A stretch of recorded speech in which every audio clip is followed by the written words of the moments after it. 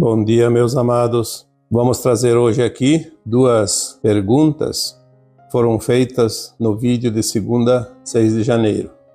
A primeira pergunta é do João, que diz o seguinte: tenho um problema que me assombra. Sou usuário de heroína. Tento deixar, mas não consigo. Não me vejo como uma pessoa de má índole, sem princípios. Pelo contrário, tenho preocupações familiares, ambientais, sociais, etc. No entanto, temo que este problema me impeça de ascender. Gostaria de um esclarecimento, pois tenho certeza que mais gente irá se interessar. Então, respondendo aqui, primeiramente, a pergunta do João, já falamos tantas vezes que o vício é uma prova a ser vencida. Se a Terra é um planeta escola, todas as almas encarnadas, agora ou em tempos idos, sempre fizeram parte do quadro de alunos desta escola. A Terra, como escola, oferece matérias, ensinamentos, oportunidades.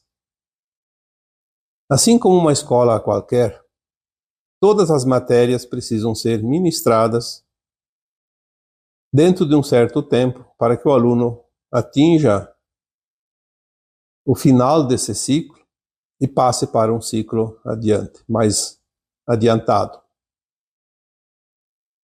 Em algum momento da vida longa, que são sucessivas encarnações, a alma precisa passar pela prova do vício. Faz parte do currículo dessa escola. Muitas almas não passaram nas suas provas em outras encarnações anteriores, e muitas também não fizeram o propósito de enfrentar esta prova. Esta é a última encarnação nas provas e expiações deste planeta Terra. Muitas almas que estão encarnadas agora ou não venceram a prova anteriormente ou não quiseram enfrentar nos seus planos de alma a prova do vício. Deixaram para esta última encarnação. Nas vidas anteriores a esta encarnação, a alma, falhando na sua prova do vício, ela tinha outras oportunidades, poderia passar pela prova numa encarnação posterior, mas você não tem mais essa possibilidade agora. O que acontece? Nós sabemos que a providência divina é maravilhosa e que nos dá tantas oportunidades que nós nem podemos imaginar. O amparo que nós temos é tanto que é impossível a nossa consciência imaginar. Algumas informações que nos chegam consolam, de certa forma, as pessoas que estão passando pelas suas provas e provavelmente algumas delas ou muitas delas não conseguirão superar nesta atual encarnação.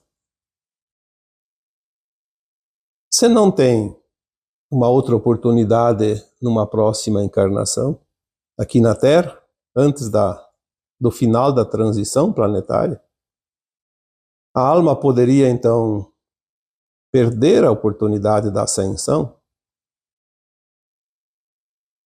Olhando pelo lado prático, diríamos até que sim, é uma possibilidade muito grande.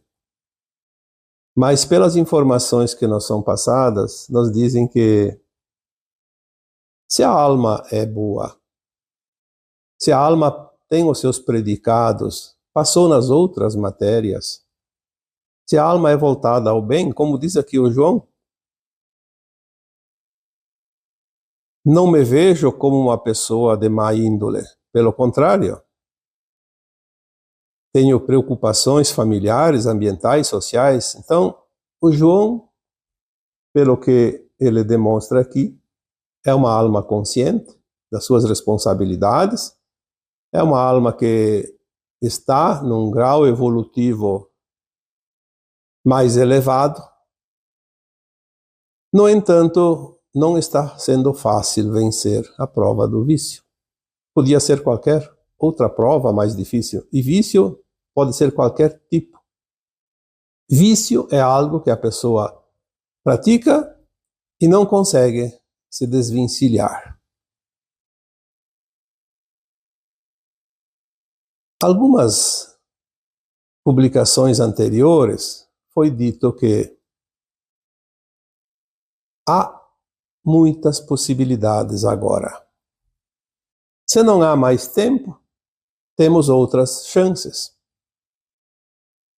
Nos são oferecidas oportunidades de todas as maneiras para que possamos escolher uma ou outra, para que a boa alma não seja exilada pelo motivo de não ter vencido uma prova do vício. Porque o que faz a alma ascensionar é o conjunto da obra, é a frequência dela. Se ela está numa frequência mais elevada, significa que a alma é boa. Para que iria para o exílio? Porque falhou em apenas uma situação. A média é boa, faz com que ela atinja o grau, o índice de ascensão. É claro que tem a contrapartida. O vício, em não sendo vencido como prova nesta encarnação atual, e a alma estando na condição de boa alma, ela vai ter oportunidade de compensar a falha de uma outra forma e não perder a condição de ascensão. Nós demos exemplos muitas vezes, e aqui eu vou repetir para que fique mais claro. A alma encarnada que tem o vício do cigarro, do fumo, não consegue vencer a prova. Se faltar média no final, a alma tem no seu plano que ela pagaria o preço da falha. Então vem provavelmente uma doença que os médicos dizem é consequência do cigarro, como um problema pulmonar, por exemplo. Se a alma tem o vício da bebida alcoólica, provavelmente vai ter um problema no fígado, ou no estômago, no esôfago, em algum lugar, na garganta. Se ela tem o vício de comer demais, vai ter outro problema no corpo. Se tem o vício da droga, vai ter algum problema originário do uso exagerado, contínuo da droga. Então aqui, João, se você é de fato uma alma consciente que se esforça para ser a tua melhor versão, não tenha medo de não ascensionar. Faça o teu melhor nos outros aspectos para que você possa ter uma média. Porque se numa escola nós passamos pela média, na escola da vida não é diferente. A média final é que conta. E se você tem uma boa média, confie. Lembre-se que nós somos amparados muito mais do que possamos imaginar. É muito difícil a alma não ascensionar, porque é uma lei natural, se ela faz um pouco de esforços. É óbvio que esperar que os outros resolvam nossos problemas não contam pontos nessa média final. Os pontos que são contados são aqueles que vêm dos nossos esforços. Quando nós damos o nosso melhor, quando nós somos a nossa melhor versão. Porque, como disse o Cristo numa parábola, a cada um é dado segundo os seus esforços, as suas obras. E não há justiça melhor que essa. Se você faz por merecer, você tem o mérito. Se você não faz por merecer, obviamente não terá esse mérito. Todos nós, como humanos, temos limitações e somos falhos. Faz parte. Acertar, errar, aprender.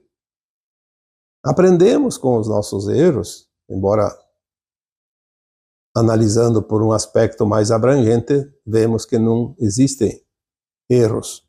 Existem oportunidades, existe o aprendizado.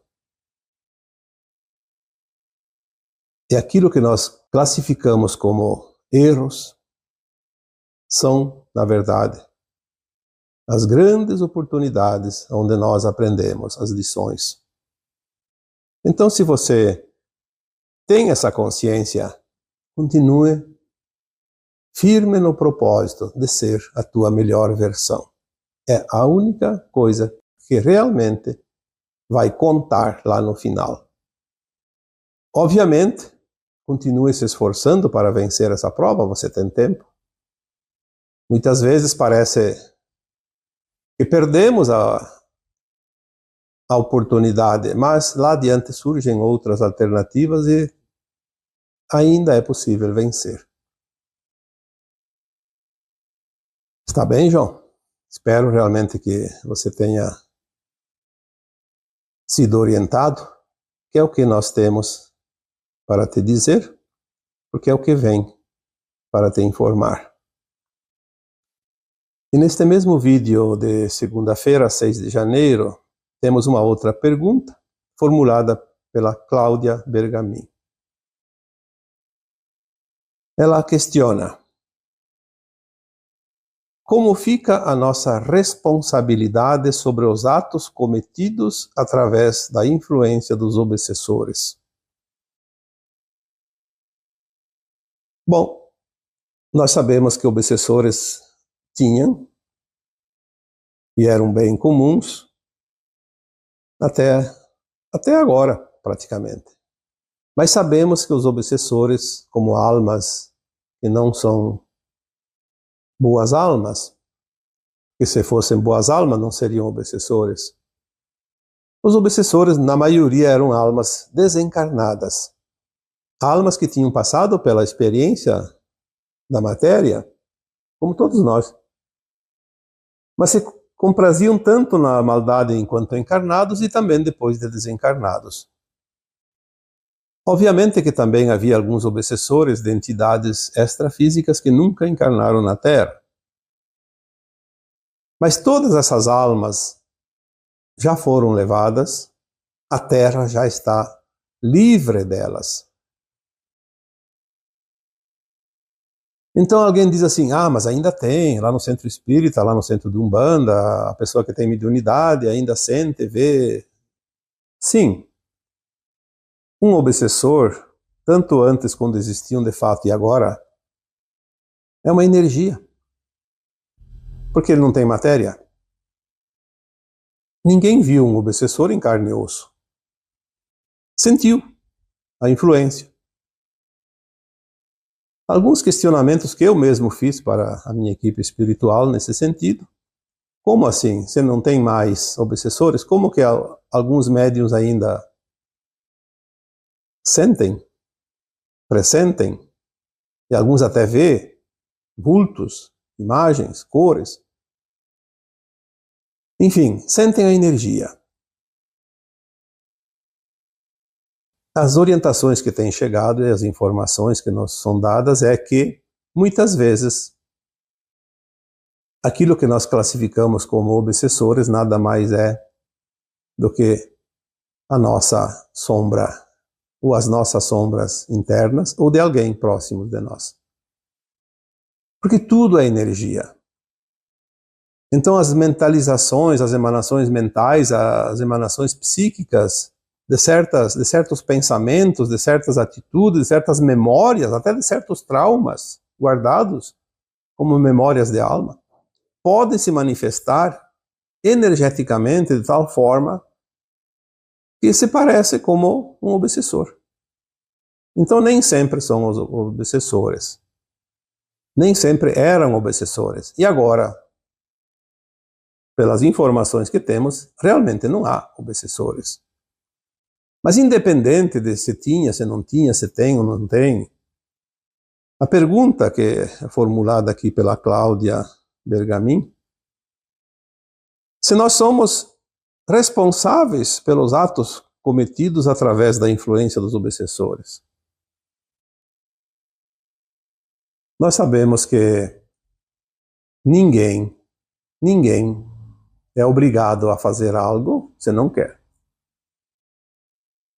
Ah, mas é um obsessor. O obsessor ele só vem por simpatia de pensamento, de frequência. Se a gente tem a frequência dele, ele vem. Se não tem, não vem. Então, se o obsessor me ataca, é porque eu tenho algo dentro de mim que ressoa com aquela consciência obsessora. Se eu mudo a minha frequência, o obsessor não me encontra mais. É como mudar uma senha de Wi-Fi. Você mudou a senha, não acessa mais o aparelho. Porque é frequência. Então, de certa forma, sempre seremos responsabilizados pelas nossas ações, mesmo influenciados. Obviamente que quando somos influenciados temos o atenuante. Porque às vezes não é a intenção. Eu diria que é uma falha, é um desleixo. Não me esforcei o suficiente, então eu cometi certos atos, certas atitudes que levaram a prejudicar algo ou alguém. Sou responsável. Mas se eu fui induzido, tem um atenuante. É óbvio que é assim. Muitas pessoas se escondem atrás de suas fraquezas para justificar os seus atos. E isto não isenta ele da responsabilidade. Tem alguns atos que não são responsabilizados. Quando a pessoa não tem a sã consciência, tipo uma pessoa que tem esquizofrenia, que sofre de loucura, tem problemas neurais, ela não é responsável pelos seus atos porque ela não tem noção do que está fazendo. Ali, eu diria que é um outro modo de quitar dívidas de vidas passadas através da anulação de uma vida, praticamente. Mas quando a alma encarnada sabe o que faz, mesmo dizendo que está sendo influenciada, ela pode fazer um esforço, se trabalhar para evitar de ser manipulada. É a mesma coisa que você fazer algo porque o outro te manda. Ah, você vai lá assaltar aquela pessoa, vai lá dar uma pedrada na cabeça daquele fulano. Você vai lá e mata o sujeito. Você vai lá e faz isso ou aquilo. E você vai lá e faz. Ah, foi outro que mandou. Sim, foi outro que mandou. O outro é autor da ideia. E você é coautor da ideia e praticante do ato. Você se comprometeu a cumprir uma ordem que não era lícita. Nós não podemos cumprir ordens que não são éticas. Senão nós somos coautores.